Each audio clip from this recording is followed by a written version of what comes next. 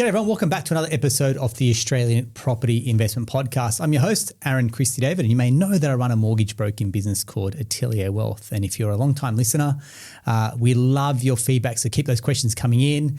And if you're a new listener, welcome. And each and every episode, we bring you someone that I call best in breed. So someone that lives, eats, breathes, sleeps, all things property related. And today's guest is a repeat offender, we'll call him. Hamada Alameddine, welcome back. Thanks, mate. Thanks for having me. It was a pleasure the first time. I'm looking forward to this one. Absolutely, mate. You might want to jump in closer just to that mic so we get you nice and loud. Nice. So BuyerX is the business name, but mate, we know you as a good-looking bloke with a beautiful hat on as well. Thank you. Inner West local, and we're going to touch on all things Inner West. Sure. But how's life been treating you, mate, since we last had a chat? Good, busy.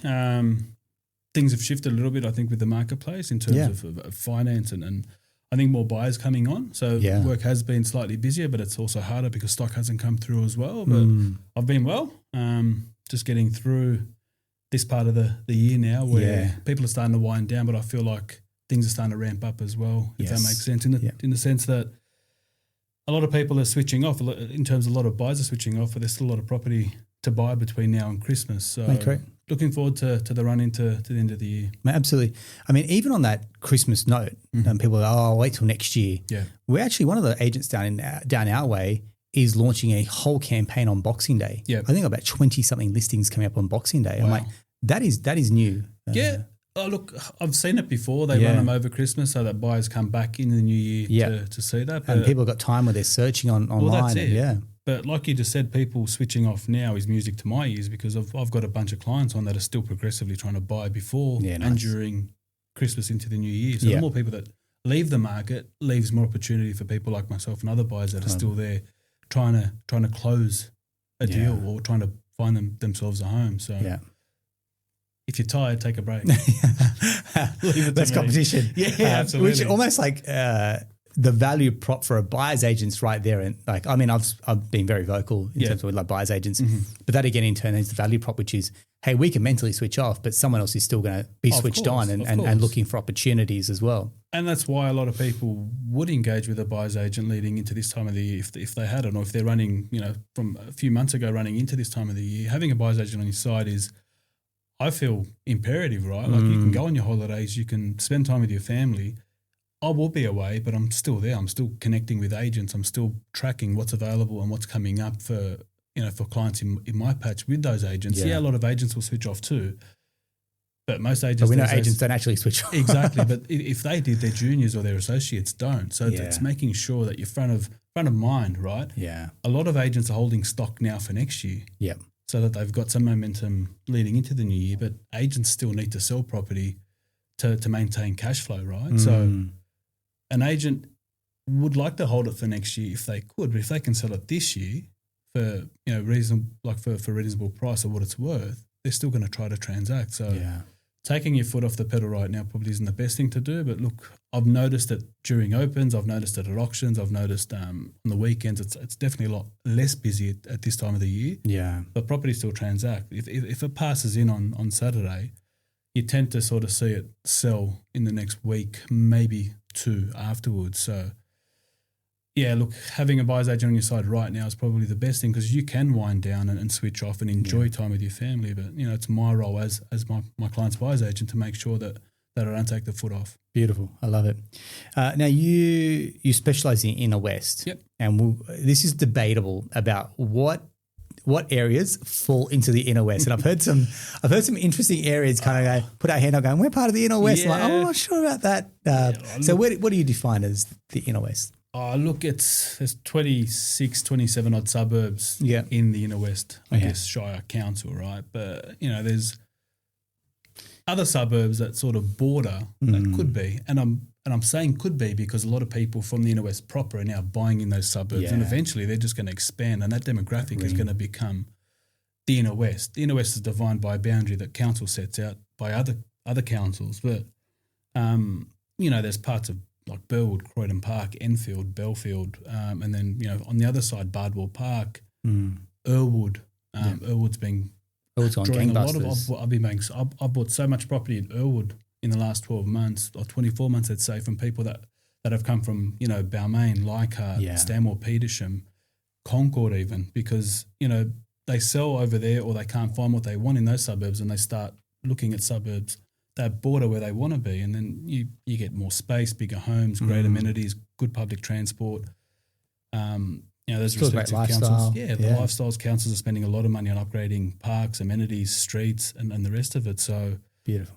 Yeah, I'm not going to get into the debate of where the inner west is. The inner west is wherever you want it to be, I suppose. But if we mapped it out, it's drawing a line sort of, from that city fringe across the Balmain and sort of back down to Margaret, Dulwich Hill and the suburbs at that border there. So, which is some really, you look at it, some really iconic blue chip, highly sought after areas, and then you got some real emerging areas as well, and some areas that are real changing and shifting of the guard there. Well, the guard's been changing for 10 to 15 years, but it's becoming a lot more evident now for sure with a lot of the people moving out, naturally or, by necessity, and then people that are buying in a much younger demographic, a different different ethnicity, let's say. We can call a spade a spade. Oh, of course. And, the areas that you knew that were heavily influenced by, the Greek community or the Vietnamese community or Lebanese community or, the Asian community, those older people have moved on and they're being bought in by a much younger generation, much more diverse, a lot more open to travelling. So, being near train stations isn't that important. A lot of people buy in Ashfield, at the back end of Ashfield or Ashbury or Dulwich Hill, where, you might be able to walk to a train station or to a, light rail. Yeah. But it's not imperative to be right near one so you can get on the train to get to work anymore. A lot of people work from home, so they look for space. And, Balmain or Annandale space compared to Dulwich Hill, Earlwood space, for instance, completely different. Yeah. And if you sold a big home in Balmain, you'd buy a lot more home further out than you would back into Balmain, so to say. So, look, demographics been shifting. The passing on the baton, so to say, has been going on for 15 years. But I feel in the last 5 years it's really, really energised. Leichhardt, for instance, I grew up there. I went to school there. I live there at the moment. There was a lot of Italians. Still a bit, and there's still that cultural influence on remnants of Street. Italian Plaza still hanging on. Let's not talk about that's another debate. We can talk about the Forum for days. I remember when it first opened. It was iconic when it opened, and then it just went down a sinkhole pretty quickly, right? Yeah. Look, I think without pointing fingers, having to pay for parking and restricted parking, probably was the demise of Norton Street, so to say. That's slowly coming back, but as I was going to say not too long ago, Norton Street was vibrant. It was Little Italy. It's far from it now. Yeah, it's sad looking, but anyway. So a lot of the Italian people have moved out. Like a lot of the kids that grew up there are now adults and trying to buy back in, but it's extremely expensive to buy, right? So they start looking at other areas. And so having, I think we had people migrate from other countries into certain areas back in the, 50s, 60s, 70s and 80s, and they all congregated and they've all moved on, and now people are buying wherever they can afford. So that's where I think the demographic shift comes from. But then you look at Erskineville and Newtown and, areas that are a lot more diverse and forward-thinking and welcoming. And, so you're starting to have, I guess, cultural pockets pop up, right? Yeah. So that's cool, man. Like the inner west has always been, there's everything there, like from, it doesn't matter what demographic you come from or what socio-economic background you come from. If you can't afford people come there because of the community sense, right? Yeah. Like you go through most of the inner west at Halloween and there's a whole bunch of kids getting around trick-or-treating, right? There's end-of-year street parties in most streets and it's real community-based and it really is love your neighbour, right? Like it's a pretty cool spot. And that's one of the understated parts of buying your own home, I feel, which is that community. Like you're buying into a street community, you're buying into that area, you're buying into like the vibe and the village feel. Without a doubt. Whenever I conduct my due diligence and I've done this in my own content, right? Before we exchange, I go and knock on the doors surrounding the property we're looking at buying. I want to make sure we're buying into that, what we just spoke about, that community. Like if there's 10 cars and a whole bunch of people walking in and out every day, like it sort of raises some flags. You can understand who they are and what they're doing and how long they might be there for. Yeah. You know, you can't pick your neighbours and they'll change over time. Yeah. But initially, when we are buying, we want to understand who we're buying next to, and hopefully the people there are the people we want to be living next to. I love it. You mentioned about the changing the guard, for example, and I mean we've moved down to the south, so anyone that's followed Bernie, to my personal story, we bought in Woonona, near Bulli and Thurul, and those areas have gone through a radical change as well. I mean, a lot of people even from the inner west or Sydney have moved down there, pushes the median house price up, and then the locals are going, what they're willing to pay that much, and then there's even a real shift in the demographics in the area, people that have been there for quite some time, and you get this almost undertone a little bit going, the old versus the new. And again, you mentioned this before. How does that kind of, from your perspective, how is that kind of playing out at the moment when you got the two worlds colliding? Oh, it's crazy because we're competing against people that are coming from other areas with more money, right? If you sell in the eastern suburbs, small house, and come to anywhere in the inner west, you can have a fair chance of buying whatever you want there, right? Yeah. So, and that's where a lot of people are coming from the Lower North Shore, a lot of people coming from across the water in Hunters Hill and Gladesville, and a lot of people coming from the eastern suburbs. And that is the changing of the guard, right? So a lot of people are coming into the inner west with inheritance money as well, something that I'm starting to find who I talk to people and young people that are making okay money. I understand how finance works and how serviceability works. Yeah. And you start trying to work out, well, where's the money coming from? A lot of times, it doesn't take a genius to figure this out. Well, exactly. So a lot of times it's inheritance, whether it's their parents or directly to them. Yeah. So their capacity might not be great, but they come in with a chunk of cash, and then they're becoming a lot more competitive. So it's interesting because there's different people coming in. From different areas, and they're just adding to the diversity of where they're settling, right? So it's been fun to watch. It's been difficult to buy in because you're competing against people that are definitely cashed up. But it's just the nature of the game. You just got to get better on how you source property, and you've got to get better at strategy during auctions and pre-auction negotiations, and it's just the way it is, and it'll always be like that. And, in 20, 30 years' time, we'll be talking about a different breed of people coming through. Great. So great. Hopefully by then I'll be well retired and on the south coast. Mate, I'll see you down there. Hopefully. Mate, you mentioned, and I'm going to circle back to the start where you go, hey, look, you're working between buyers and vendors, and this is where your vendors' heads at. Some are switching off, some are still going, look, Hamada, keep looking. What is the buyer sentiment like as well, especially as we kind of go through this period, 13 rate rises over time, and uncertainty sometimes in the market? Do they take a bird in the hand for an offer? Do they run the gauntlet to auction? What's the sentiment? Look, first home buyers are very much like that. I feel like I've had a lot of inquiry recently with people sub 1.5 mil, for instance. Yeah. Which is always this magical number around the inner west, right? Which I mean, I feel like that's getting blown out. Sort of like an entry level now. Yeah. Like it's even getting difficult. Absolutely. If you're looking for a house now for 1.5, it doesn't buy you much. No. Yeah. But I feel first home buyers are starting to see the writing on the wall with the money they have. If rates go up, their capacity or their buying power, sort of fades a bit. And if rates go down, I think the market activity is going to get extremely competitive again, and they're going to get priced out. So it's definitely like my mantra with anyone that works with me is the right time to buy is now. If you're financially capable and you're searching for a property, you need to, look, it'd be great to tick off every box we like, but if you can't make compromise, then you're going to struggle to buy. Yeah. First and foremost, expectations need to be in line with reality, with the market, and then you need to work on compromises. You're not going to get everything you want. Correct. People that are upsizing are a bit harder to come to that realization, where people buying for the first time are like, we just need to get into the market because we know if we wait any longer, we're going to get bought out of or we're going to get priced out of the market, I should say.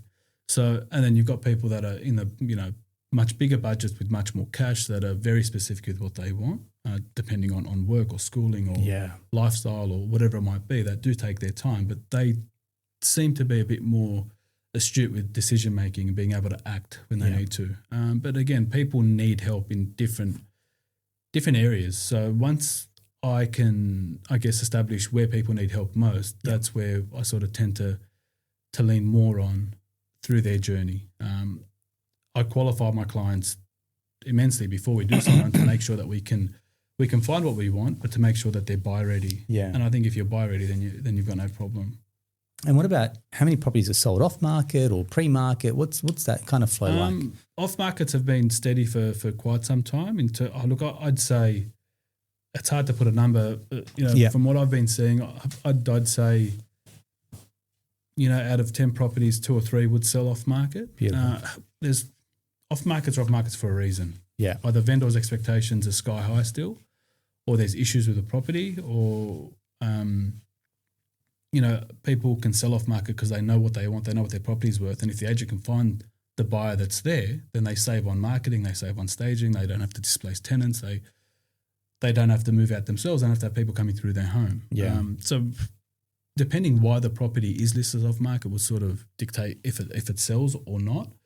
But yeah, I'd say anywhere between 20-30% will trade off market. Yeah. Leading into Christmas now, a lot of it's off market. Like listings have stopped, right? We're sort of early in December at the moment, and there's no more live listings. Yeah, there's some people running auctions on the day before Christmas or whatever it might be, but not much is coming up online. Agents still need to transact. There's still stock that needs to move, right? So they're reaching out to people with qualified buyers, or they're reaching out directly to qualified buyers to make sure that they can, if they can, do a deal before Christmas, which is great for me because, like I said earlier, a lot of buyers are switched off. So agents are definitely more active, without doubt, trying to move stock that they're holding for next year, whether you want to call it pre-market or off-market, whatever it is. Yeah.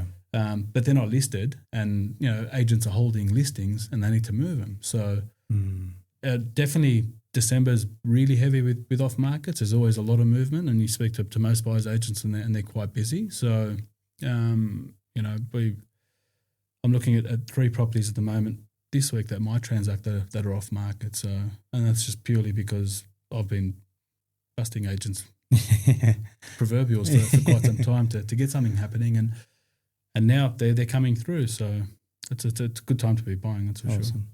When you're meeting, say, the first home buyer upgrader, you said, look, some have got better expectations from others than others that want every box ticked. Yeah.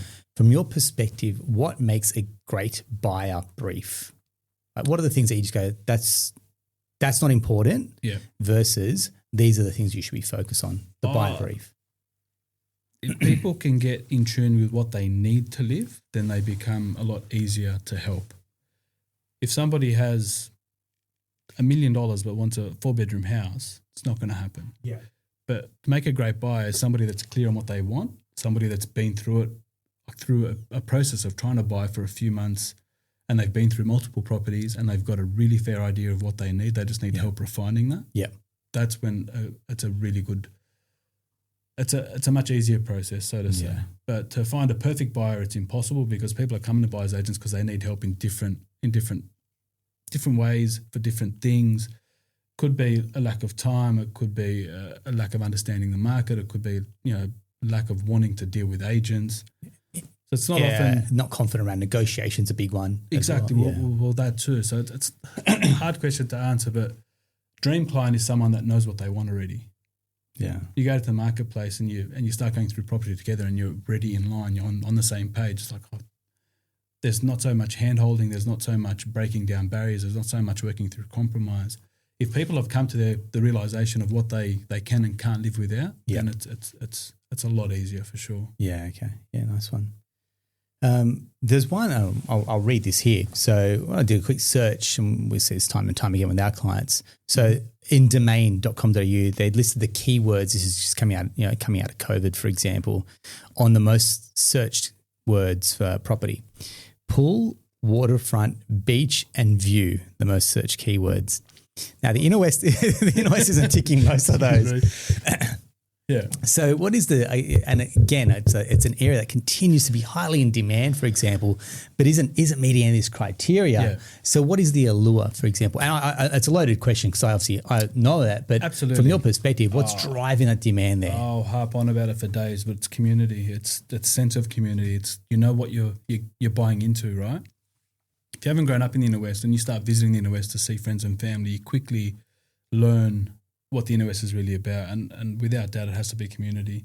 On top of great public schooling and private schools in every suburb almost. Our connectivity to everywhere now, especially with all the tunnels and West Connects and the Roselle exchanges opening up, getting anywhere is so much easier now. So it's quite central. We're in the middle of everywhere, right? Like if you draw a circle around the inner west, you can get to the east, you can get to the north, you can get to the south and the west pretty easily. But most of our streets are tight-knit. Like you'll see, you drive down many streets in the inner west and they're not big tree-lined streets and they're all small houses and they're all stacked on top of each other. Yeah. So it is, without doubt, I think it's community and it's what the inner west has been building on for the last 20 years. Like it's a complete different place to where I grew up. It's shifted. The demographic has shifted and with that, the mentality of people that live there has shifted as well. So like I said, very diverse, very open, forward-thinking and it is a food. The other part is, it's a lifestyle scene, right? It's lifestyle. So, once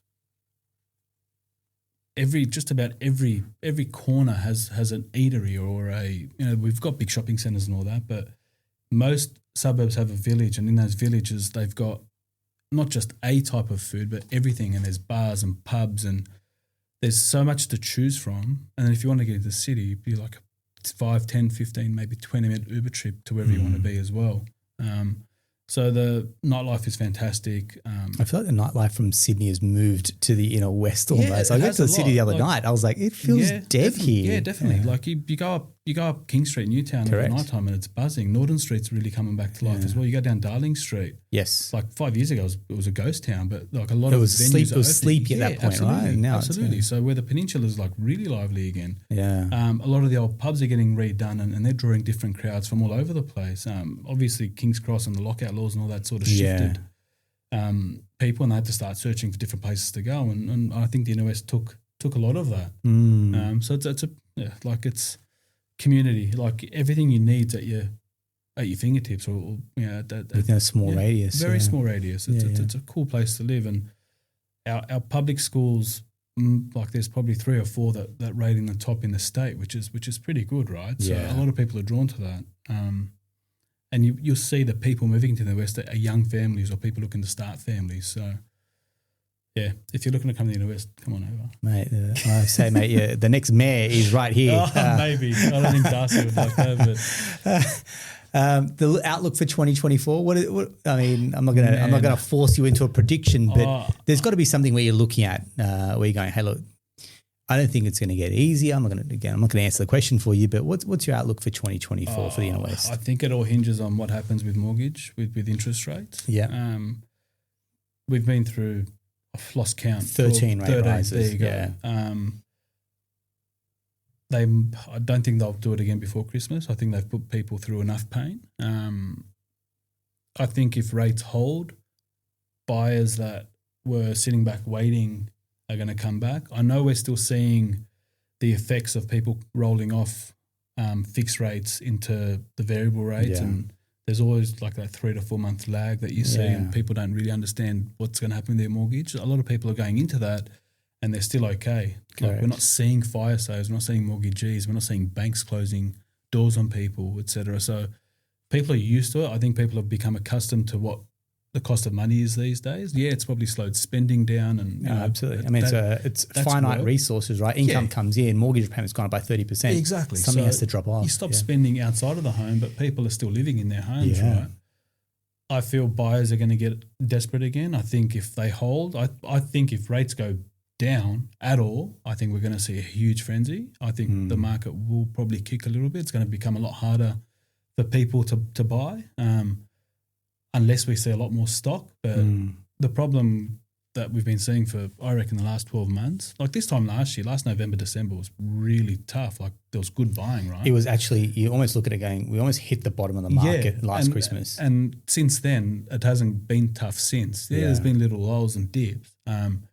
But it's only going to get harder if rates go back down and more buyers come into the market, right? Because what I'm seeing is, I think the lack of stock is people can't sell and buy at the same time. So people like stuff it will just stay here for another 2 years and we'll see what happens. You can't sell and then go rent because it's almost impossible to find a rental as well. Yeah. So there's this real holding thing where only the people that absolutely need to sell are selling, and there's so many more buyers. Yeah. So it's definitely still strong for a seller, I see, but there's opportunity in that. People are selling for various reasons. And again, back to off markets and why people sort of trade behind the scenes. And if you can get into that, it gets a bit easier to buy and make things happen. But unless we see a huge shift in stock coming to the market, it's still going to be tough buying. Even if rates keep going up, right? We've seen that people have just progressively cut back or tightened their budget to make ends meet, right? Correct. And I don't know anybody personally that's in mortgage stress, so to say. Yeah, people are struggling because, we got used to spending and having the great finer things in life and going out for dinner every other night and getting on Uber every night, where people have just slowed everything down. It's like instead of let's go out for dinner every week, people we'll give this week a miss, and then you might see them in a month, right? So people are adjusting. Yeah. And it's hard to, go from a $3,000 to a $10,000 mortgage, absolutely, but people have found a way to make it happen. Yeah.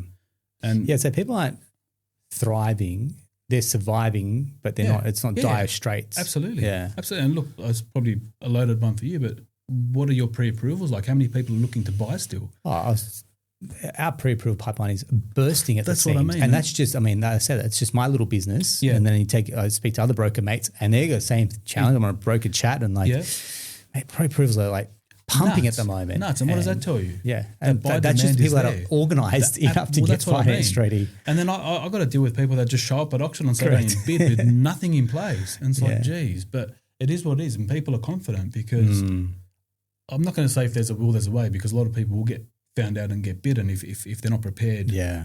But people are like, if brokers and banks' pipelines are stacked, it means people are there looking to buy, right? Yeah. Or there's a motive to buy. And your place says like auction participation rates, right? Like how many bidders are actively bidding? Well, that's something that I've seen change, right? Look, 12 months ago, there'd be 7, 8, 9, 10 regos, people register the bid, where now it's 2 or 3, but they're active bidders, right? Yes, a lot's passing in, but they're selling in the days afterwards. That could just be expectations of vendors needing to go through that to understand that their property is not worth what they really want it to be worth. And the market dictates what property is worth, right? Yeah. And nothing better than an auction dictates what a property is worth. Yeah. But number of registered bidders has definitely dropped, but active bidders are still there. Right? Properties are selling under the hammer.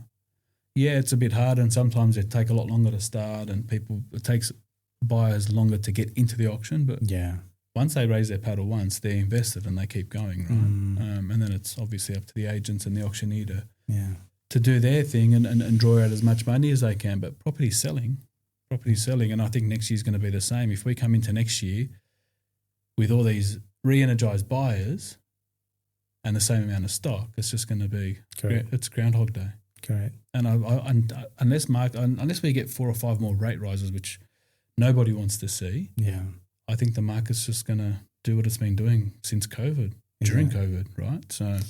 Correct. It's just tough. I guess the sentiment there is if you're waiting for the ideal time. Mate, look, I'll tell you, I know people that I've been seeing for 12 months that are still trying to time the market and waiting for the opportunity.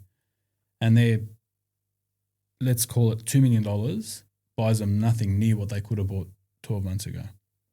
That's the frustrating part, isn't it? And that's it. And back to a good buyer. Yeah. People that have been through that already and understand the longer you wait, the harder it becomes for various reasons, are generally better buyers.